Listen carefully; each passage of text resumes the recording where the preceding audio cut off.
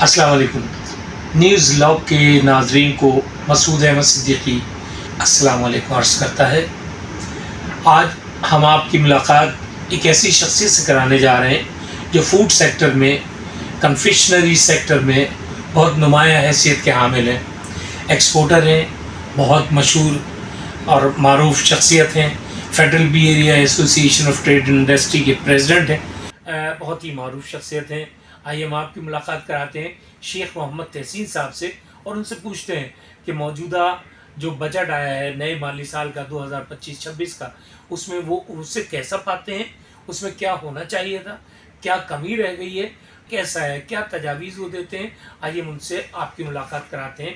अस्सलाम वालेकुम जी। वालेकुम अस्सलाम। मैं आपसे तहसीन भाई ये पूछना चाहूँगा कि जो बजट आया है 2025-26 का, इंडस्ट्री के उस पर कुछ खदशात भी हैं, तो क्या आप समझते हैं कि क्या कोई ऐसी कमी रह गई है, हुकूमत ने नहीं मानी कोई बात, हुकूमत को तजावीज़ भी भेजी होंगी, तो क्या नहीं मंजूर हुई, क्या हुकूमत को करना चाहिए था? देखिए, इसमें बहुत सारी चीज़ें हैं। एक तो वन बाय वन करके अगर हम देखें, एक तो सोलर पैनल पे टैक्स लगा दिया गया, जो कि इंडस्ट्री अब लगाने जा रही थी। उससे एक इकोनॉमिकल उनको एक चीज़ थी कि सस्ती बिजली मिल सके। दूसरा, पेट्रोल पे कार्बन टैक्स लगा दिया गया, वो इंक्रीज़ हो गया, तो उसकी वजह से वो एक महंगाई हुई।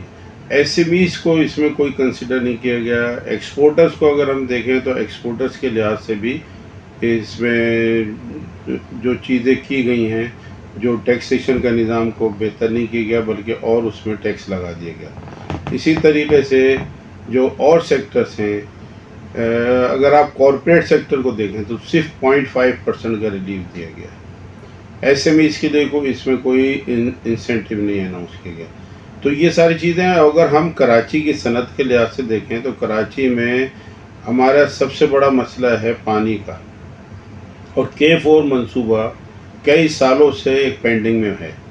और इससे आप वफाकी हुकूमत और सूबाई हुकूमत की सीरियसनेस का अंदाज़ा लगाएं कि जो कि 30-40 अरब का भी मंसूबा बाकी है, उसमें 3 अरब रुपए वफाकी हुकूमत ने दिए हैं और 300 मिलियन रुपीस सूबाई हुकूमत ने दिए हैं। इट मीन्स कि ये 20 साला प्रोजेक्ट हो गया। कराची को पानी चाहिए अभी, और हम 20 साल प्रोजेक्ट दे रहे हैं। तो ये एक बहुत सीरियस इश्यूज़ है कि टैक्सेशन के लिहाज से और दूसरी तमाम चीज़ों के लिहाज से और इंफ्रास्ट्रक्चर के लिहाज से। और पानी हर सनत की इंतहाई ज़रूरी होता है। उसके लिए पानी हम सिर्फ डिपेंडेंट हो गए हैं सिर्फ वाटर टैंकर पे। लाइनों में पानी नहीं आता। सब सॉइल वाटर के भी मसाइल हैं, बहुत सी जगहों पे सब सॉइल वाटर भी बंद हो गए। तो ये एक बहुत सारा इशू है।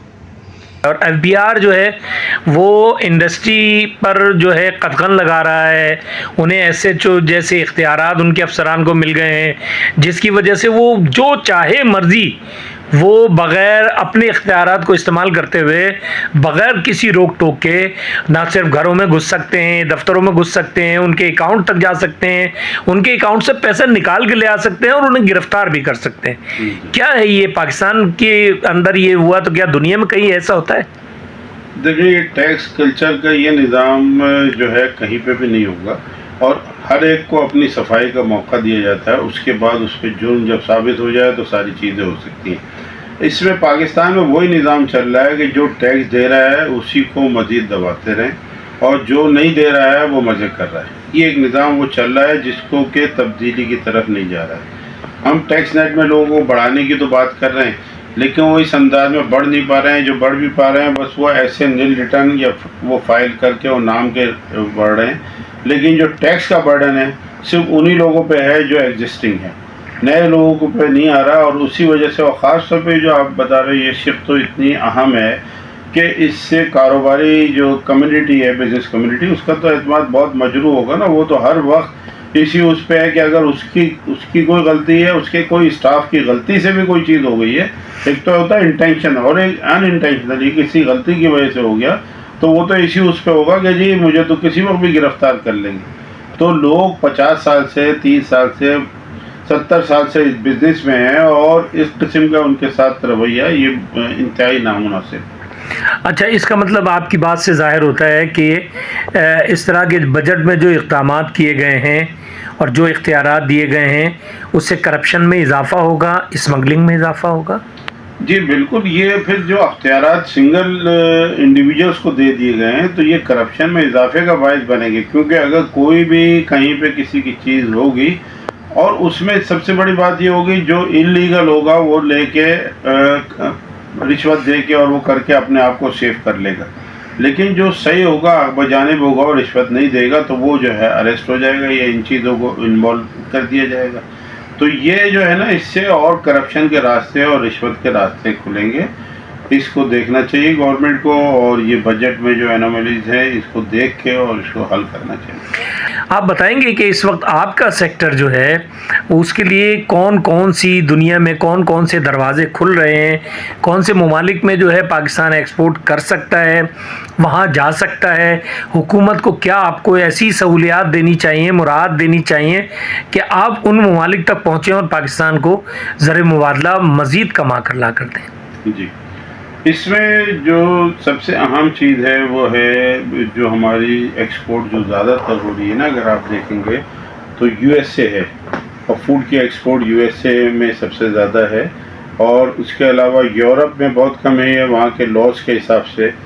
تو اس میں اصل میں گورنمنٹ کی طرف سے گائیڈ لائن ملنی چاہیے ہمیں، ٹی ڈیپ اور گورنمنٹ کی طرف سے کہ کن ممالک کے کیا قوانین ہیں اور ان پہ آپ عمل درآمد کر کے اپنی ایکسپورٹ کو کیسے بڑھا سکتے ہیں، کیونکہ جو ایک تو ٹریڈیشنل فوڈ آئٹم ہے رائس، اس میں تو کوئی مسائل نہیں ہے، لیکن اصل چیز یہ ہے پروسیس فوڈ، اس کی ایکسپورٹ بڑھانے کی انتہائی ضرورت ہے۔ بجائے اس کے ہم میدا بھیجیں، میدے سے بنی ہوئی کوئی چیز بھیجیں، چاول بھیجیں، چاول سے بنی ہوئی کوئی چیز بھیجیں، تو اس سے جو ہے پاکستان کو اس کے جو پیسے ہیں وہ زیادہ مل سکتے ہیں، کیونکہ میدا بھیجیں گے وہ $1 کا بھی نہیں ہوگا، لیکن اس سے بنی ہوئی چیز جب ہم بھیج رہے ہیں، بسکٹ بھیج رہے ہیں، کیک رس بھیج رہے ہیں، رس بھیج رہے ہیں، تو وہ اس سے ہمیں ویلیو ایڈیشن ہوتی ہے۔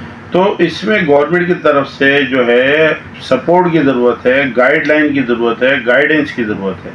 اگر یہ انڈسٹریز کو پرووائڈ کیا جائے گا، اور یہ بہتر انداز میں گورنمنٹ ہی کر سکتی ہیں، عام لوگ جو ہیں بہت سی وجہ سے اس میں متاثر بھی ہوتے ہیں، اور بہت سے لوگ یہ ہوتا ہے کہ ان کے شپمنٹ بعض وقت ریٹرن بھی ہو جاتے ہیں، اور اس کی وجہ یہی ہوتی ہے کہ ان کو اتنی معلومات نہیں ہوتی ہیں، وہ شپمنٹ کر دیتے ہیں، جو آپ کا جو وہاں بائر ہوتا ہے اس کو بھی اتنا نہیں معلوم ہوتا، اور پھر وہاں جا کے جو ہے اسٹک اپ ہو جاتا ہے۔ اس میں بہت ساری چیزیں ہوتی ہیں، فوڈ کلر کے ایشو ہیں اور دوسرے ایڈیٹیوز کے ایشوز ہیں، جو کہ پراپر اگر ہماری جو منسٹری ہے اگر اس کو وہ کرے اور تو اس سے بہتری آ سکتی ہے، اور خاص طور پہ جو ایگزیبیشنز ہیں ان کو بڑھایا جائے، اور جو مین فوڈ کی ایگزیبیشن ہیں وہاں پہ اسپیس کو بڑھایا جائے۔ جیسے مین فوڈ کی ایگزیبیشن اگر آپ دیکھیں تو ایک دبئی میں گلف فوڈ ہے، اور ایک انوگا فوڈ ہے، ایک سیال پیرس ہے، تو 3-4 ایسی ہیں کہ اس میں آپ کو اسپیس ہی نہیں ملتی، لوگ اپلائی کرتے ہیں اور اس میں وہ پھر ان کا ریجیکٹ ہو جاتی ہے اپلیکیشن۔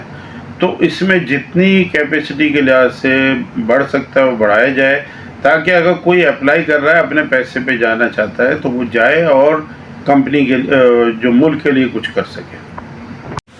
اس میں جو ایک صنعت کو اور بزنس کمیونٹی کو جو ایک امید تھی کہ اس مہینے سے سنگل ڈیجٹ میں آ جائے گا آپ کا انٹرسٹ ریٹ جو ہے، لیکن وہ بھی برقرار رکھا گیا ہے، اور یہ ایک صنعتی ترقی کے رکاؤ کی ایک بھی وجہ ہے، کیونکہ پوری دنیا میں جو ہے جو ہمارے ممالک ہیں جو بھی ایکسپورٹ سے ریلیٹڈ ہے وہاں پہ سب جگہ سنگل ڈیجٹ میں انٹرسٹ ریٹ ہے، جو کہ پاکستان میں جو ہے وہ بہت زیادہ ہے، اور اس کو سنگل ڈیجٹ میں آنا انتہائی ضروری ہے۔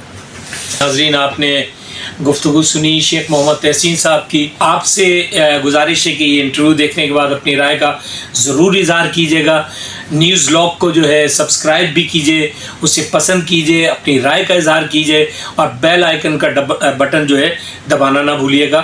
بہت شکریہ۔ مسعود احمد صدیقی کو اجازت دیجیے گا۔ اللہ حافظ۔